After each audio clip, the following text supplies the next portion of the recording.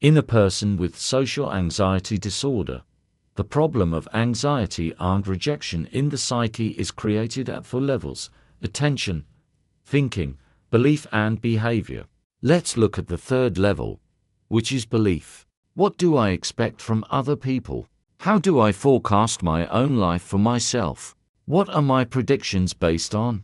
Do your thoughts about yourself make you strong or weak? What are you saying inside yourself? Belief levels are the rules you have learned from other people or you yourself have developed from your own experiences, negative or positive. Any experience, as we know from the first point that attention is selective, will be validated.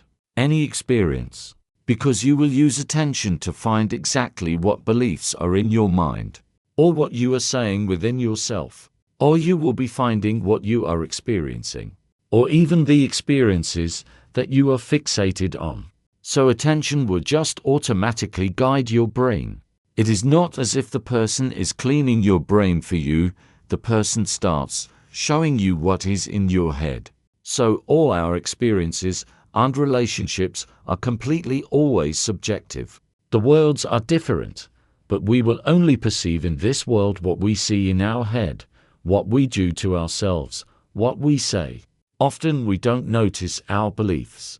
We don't notice that they are running our lives, and so beliefs create our experience, continue to create our subjective experience further.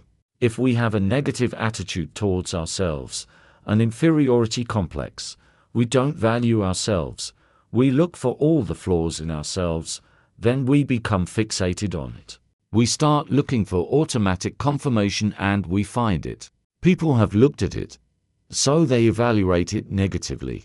People say something, necessarily talking about us. People didn't pay attention to us. They just didn't look at us, they were busy with themselves. And we'll think we're not interesting. Again, they did not pay attention to us, because there is nothing attractive in us. We will interpret any actions of other people through our own thoughts and experiences. A man stopped next to us. It means he's about to see our flaws. The person stopped. Perhaps he has become attracted to us. It all depends on what we say inside ourselves. In relationships with people also depends on what we say to ourselves and what our beliefs are. Then we will choose. Let's say you say to yourself, "Men all need one thing." What do you think will validate your attention and thinking? Of course, this belief will confirm it. That's what it's showing you.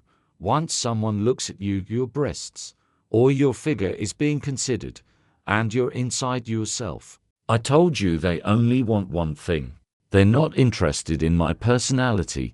They're interested in my breasts, my figure. They just want one thing, like all men.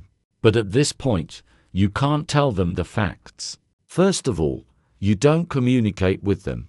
You will even dress in such a way that your breasts are visible, the figure you pay attention to confirm, because you need to unconsciously confirm that people look at your figure and your breasts. This belief will confirm your further experience. At the same time, you will immediately generalize this. All men need one thing. One might ask the question, how many relationships have you had? Do all men really need one? How do you know what others need? How many relationships have you had with men in your life? How many of those relationships have you had? How many times have you listened and built a man's values, built intimacy? That men need everything. Is that your experience or whose? Whose belief is that? Where did you get it from? Is that what you think, or did someone tell you? Or, for example, there's another belief. I am loved by manipulators and liars. They lie to me all the time. My kid lies to me all the time. There are people who are so fixated. The child lies. Liar, you tell me untruths. You lie to me all the time. Naturally, the person becomes fixated on this because it is their experience. A person with social anxiety disorder doesn't trust anyone. The person looks for lies in any message. And a lie is anything that doesn't conform to his rules and values. Anything that's different. Man finds lies everywhere. It irritates him, makes him angry. A man does not trust people, but at the same time, he will find lying people everywhere. But from such a person people will flee. They stop saying anything to this person. People distance themselves. If a person asks, they will not say what is necessary. And by his own searching for truth or justice, such a person sees more and more that people do not want to communicate with him. They deceive him. They protect themselves from him, distance themselves from him, and behave inadequately towards him. That's all. You see, incivility will lead to this. Persuasion.